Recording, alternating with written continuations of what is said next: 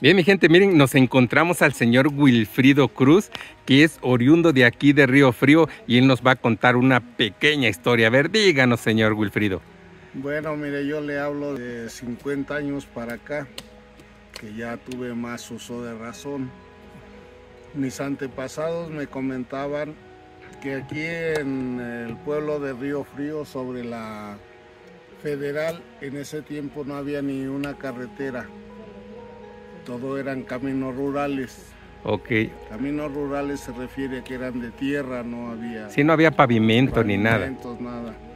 Y no usaban carruajes, ni mucho menos, puras carretas de 2 ruedas nada más, una de cada lado, tiradas por unos toros. Ok. Más conocidos por la gente de antes por los bueyes. Era lo que ellos me comentaban. Entonces, en aquellos años, los señores más antiguos nos comentaban que hubo una señora llamada Juana Barragana. Ella era la que supuestamente encabezaba a los bandidos de Río Frío, pero nunca fueron los atracos aquí en Río Frío. Fueron entre el Ávila y Río Frío. Hay un paraje que nosotros conocemos como Barranca, porque está así, y en el centro, haga de cuenta como ahorita este caminito. Ok. Ahí bajaba ella, ahí bajaba, hablaban de aquellos años, todos los que transportaban sus tesoros o sus oro, por decir así, del estado de Puebla, Veracruz, Yucatán, de todo por allá, de Oaxaca. Cuando el señor presidente Benito Juárez, él fue quien bautizó a Río Frío con ese nombre de Río Frío, el señor presidente Benito Juárez. Porque antes no recuerdo ya el nombre, porque era un nombre sin importancia, como quien dice. Del lugar. Del de aquí. Ah, ok. Aproximadamente hablaban de 50 habitantes, o sea, no era gran cosa. Ya cuando el señor presidente empezó a pasar por acá para sus diligencias que llevaba o iba a hacer a México, ya hablaban de que había como unas 120, 150 personas. Muy bien. Porque ahí abajo llegaban las carretas que transportaban gente y nomás la dejaban ahí en la carretera, en el pueblo, por decir así. Y ya de ahí tenían que ir caminando a pie hasta México. Pero cuando el señor Benito ya se hizo presidente o ya se hizo famoso, mandó a abrir las brechas que le nombraban ellos para hacerlas camino. Okay. Y ya empezó a pasar con sus carretas que le nombraban las diligencias. Esas sí ya venían con como un coche, carreta con sus ruedas así de fierro, sus rines de fierro, o sea, todo era de madera excepto las ruedas. Era metal. Eran de metal. Y ya traían, como quien dice, 4, 2 atrás y 2 adelante, como un coche. Ok. Era lo que hizo el presidente de aquellos años, el señor Benito Juárez. Entonces se habla ya de ese tiempo de esa señora Juana Barragana, que comandaba un grupo de hombres, de la cual nadie conoció a nadie excepto a esa señora. Y todos decían, no, es que es Juana Barragana la que asalta las diligencias. Y ahí dejaban el oro enterrado porque no transportaban dinero. Ok. Eran puras, pues como lingotes. Sí, lingotes de oro. De oro. Pero pues yo más bien me imagino que eran como piedras nada más que transportaban. Entonces todos decían que era en Río Frío donde existían los bandidos, y por eso decían, no, es que los bandidos de Río Frío, esos son los bandidos de Río Frío los que hacen todo para allá. Okay. Pero no, la gente mayor de aquellos años nos comentaba que nada más era una sola mujer que derribó varios árboles así por diferentes partes y dejó los tocones, les ponía su sombrero, por decir así como este, Ok.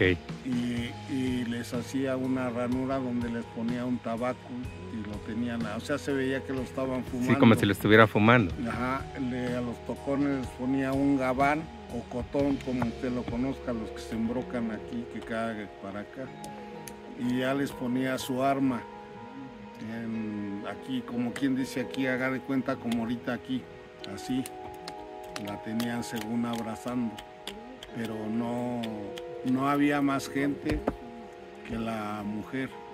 Entonces ya cuando llegaba la diligencia echaba unos disparos ella y le gritaba, como hoy dice, ¿no? Serenos, morenos, pero pues en aquellos años eran otras palabras. Y que todo, supuestamente ya nadie movía, ya nadie disparaba. Y que ya les gritaba a los de la carruaje, haga favor de bajarme todo lo que lleven de bienes. No, jefa, es que no, bájenlos o no, ahorita ordeno que los maten. Entonces, como ya tenía, fíjese la inteligencia, que le amarraba un hilo al gatillo y los jalaba los hilos, donde quiera se oían los balazos, pero nadie los movía, nada más ella. Y al oír los disparos, pues ya los que traían los carruajes se bajaban y le aventaban los baúles supuestos de dinero o de oro, se los aventaban y se iban o se regresaban. Y ya llegaban me imagino que a Puebla, donde ellos ya tenían modo de comunicarse, porque hablaban de que tenían sus corredores. Ajá. Sí, si usted ahorita me dejaba un mensaje, me lo traía aquí, yo de aquí corría hasta llegar a la base donde estaba el otro, y ahí le entregaba el documento y él tenía que correr hasta donde estuviera el otro. Y así hasta que llegaba el documento. Ya cuando quería, me mandaban el ejército ya fuera de México o de Puebla, pues ella ya no estaba, supuestamente ella se iba a Texcoco, según, porque aquí atravesaba, haga de cuenta, o no haga de cuenta, estos eran que le nombraban veredas, no eran caminos como ahorita, sí, sí, haga de cuenta como esto, pero nada más marcada donde iban caminando. Y aquí atravesaba, aquí derecho llega uno a Texcoco, y que ella ya llegaba ahí se escondía, en lo que averiguaba o cuando ya venía el cargamento o iba de aquí para allá el cargamento. Entonces, a decir así, hoy asaltaban tan los jóvenes y mañana asaltaba ahí donde está el otro árbol. Pero no cambiaba de lugar así a largas distancias. A lo mejor 500 o 1 kilómetro de diferencia, y ahí los esperaba, ahí los atracaba. Supuestamente le robaba todo el dinero, pero era tanto que no se lo podía llevar. Entonces lo que hacía era hacer hoyos o fosas, como se le nombra, y ahí lo enterraba, y así simplemente se llevaba lo que ella consideraba que podía llevarse en su caballo o su corcel, que era lo que antes hablaba, no era caballo, era corcel, y se iba y ahí dejaba el dinero. Entonces pasaron los años y quizá ella pudo haber platicado, o gente que era llegada con ella les dejó como dato nada más el paraje de Barranca, que se encuentra ya rumbo al Ávila, unos 2 kilómetros antes de llegar al Ávila. Muchos anduvieron haciendo hoyos y muchos cuentan de que encontraron, no eran baúles exagerados, a lo mejor unas cajitas así como de 40 por 50 o 60. Son los baúles como anteriormente, ¿no? Sí, pero pues imagínese, cargado de oro. Aquí quería un baúl de 2-3 metros de largo. Pues sí, eso sí. Era puro oro, pura moneda de oro. Se hablaba eran unas monedas así, grandes, que en aquellos años hablaban de que les daban, hablar ya de 1000 pesos, pues era un dineral de una moneda así, porque eran supuestamente de oro puro. Ajá. Y ya, Entonces muchos se dedicaron a andar buscando con sus aparatos y hubieron personas que sin buscarlo lo encontraban. Dicen por ahí, la suerte no es para quien la busca, sino para quien la encuentra, ¿no? Así es. Ya muchos decían, ¿no? Pues es que ya fulano de aquí del pueblo, muchos encontraron, pero baúles así chiquitos, pero pues con eso. ¿Para qué más? Compraban ya sus camioncitos, sus cochecitos en 1930, 1940. O sea, la gente que vivió esos momentos nos platicaba, ¿no? Pues mi padre o mi abuelo nos platicaba que fulano, que sultano, se compraron un camión, se compraron un coche. Los camiones más grandes eran de 3 metros de largo en la carrocería, o sea, donde carga. Ok. Y ese era el más largo. Y pues. Entonces todo eso nos lo comentaron los abuelitos y gente de aquella época. Y siempre decían, muchos vinieron aquí al río porque hoy ya casi no tiene agua. Sí, ya trae muy poquita afluencia de agua. En años mínimo era como de 2 metros y como un tanto así de ancho. Yo le hablo de hace 60 años, por decir así. Y el río, en la noche estaba usted durmiendo o acostado y estaba oyendo como ahorita que está golpeando el río. Ok.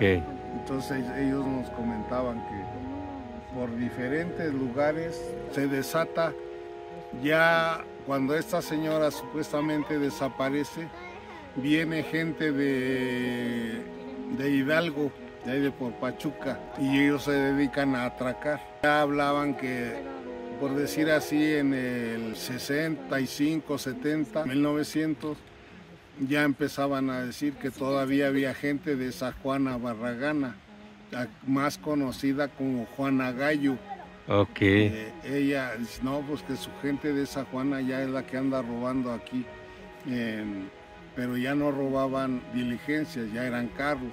Okay. Ya atracaban, los vaciaban de mercancías que transportaban y decían que era por órdenes de esa tal Juana Gallo.